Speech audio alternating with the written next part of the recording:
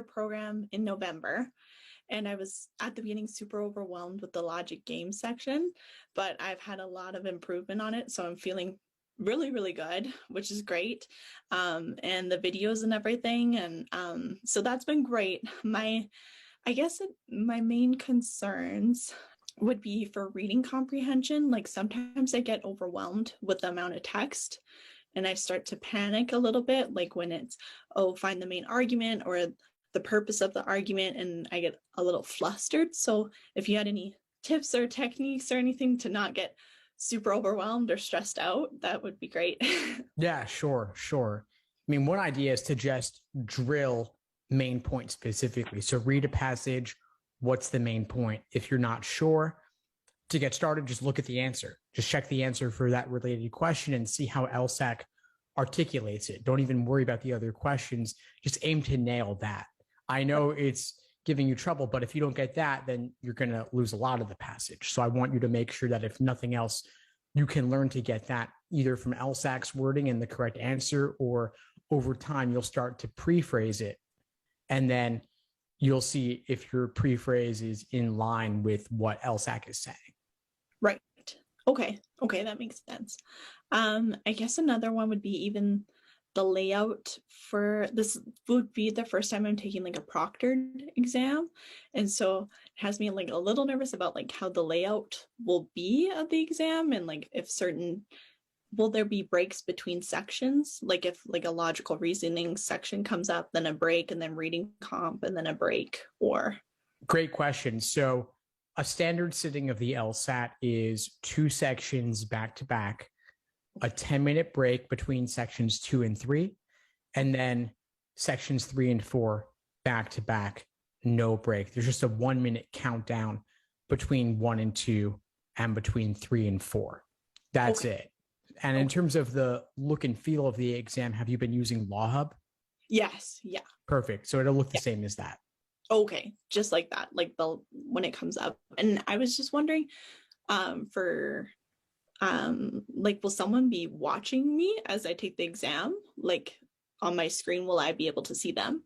So they can see you, but you can't see them. It's a little weird. Okay. But they're not only looking at you, they're watching several students simultaneously. They're not able to maintain a one-to-one, but they will either communicate via a chat box or via audio.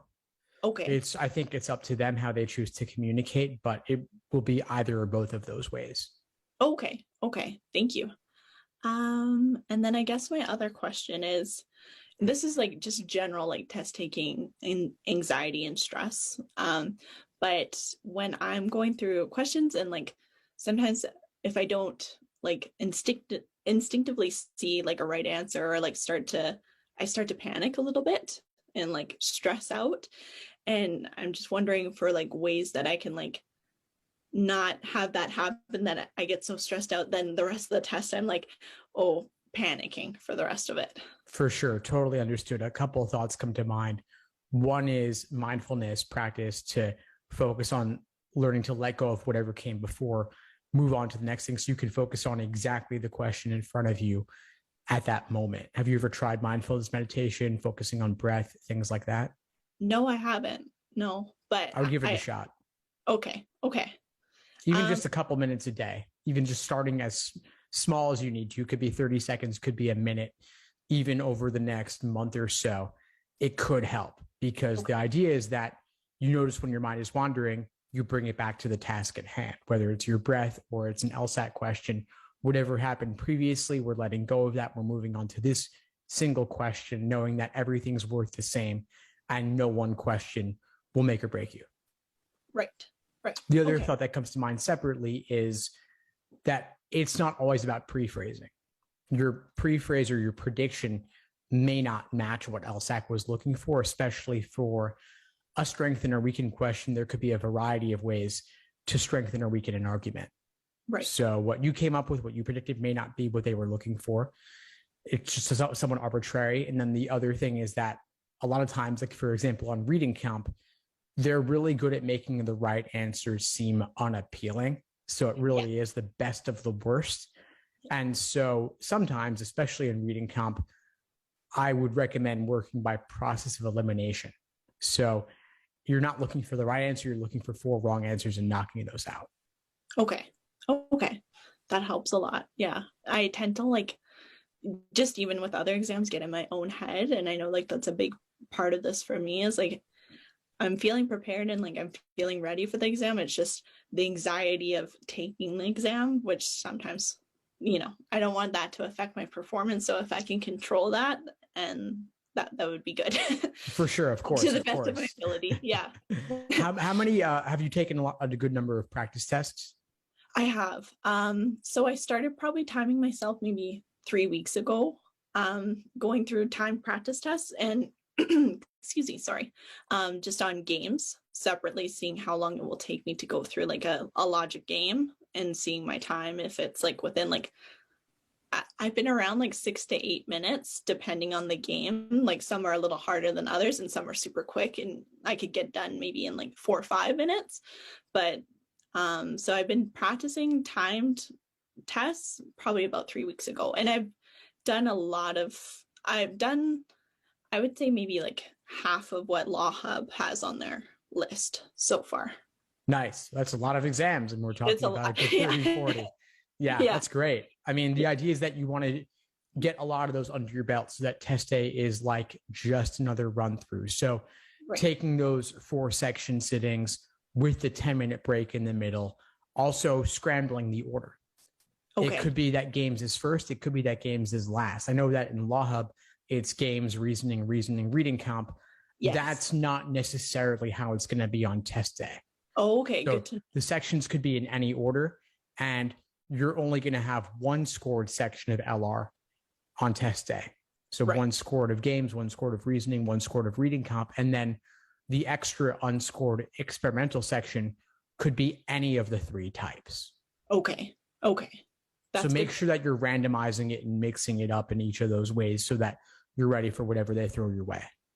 That makes sense. Yeah. Okay, I'll do that because I've definitely been in my mind. I'm thinking, okay, I'll be like logic games, the 2 logical reasoning, and then the reading comp. So no, okay, I'll switch them up. Good. Just so I'm prepared, kind of thing. I'm trying to think what else. Oh, I was gonna ask you, maybe it's hard for you to answer, but any specific like practice tests in general, like would you recommend like going through before test day, like any in particular or certain questions to focus on? I would suggest really the most recent. So make sure that you've completed the most recent ones before test day because they best reflect the evolution of the LSAT over time. So those in the 80s and 90s. Okay, perfect. Okay, awesome. I think that was all my questions I had, but that was very, very helpful. And my pleasure, Sarah, of course. Yeah, thank you. And yeah, your course has helped me a lot, especially for logic games. I was very stressed and overwhelmed and like intimidated looking at them, like, oh, I don't even know where to start. But now it's almost like instinctive with the games, which is good. It feels like the most learnable section. Awesome. Yeah, I agree. It is. And I'm so glad to hear you're finding the course helpful. If you need anything at all moving forward between now and your test date, just reach out. I'm happy to help. Perfect. Thank you so much. It was nice meeting you too. Thanks for tuning into the show. Please subscribe if you haven't done so already to be notified of new episodes as I release them. And feel free to reach out if you need anything at all as you move forward with your prep. I'm happy to help however I can. In the meantime, I'll wish you all the best and take care.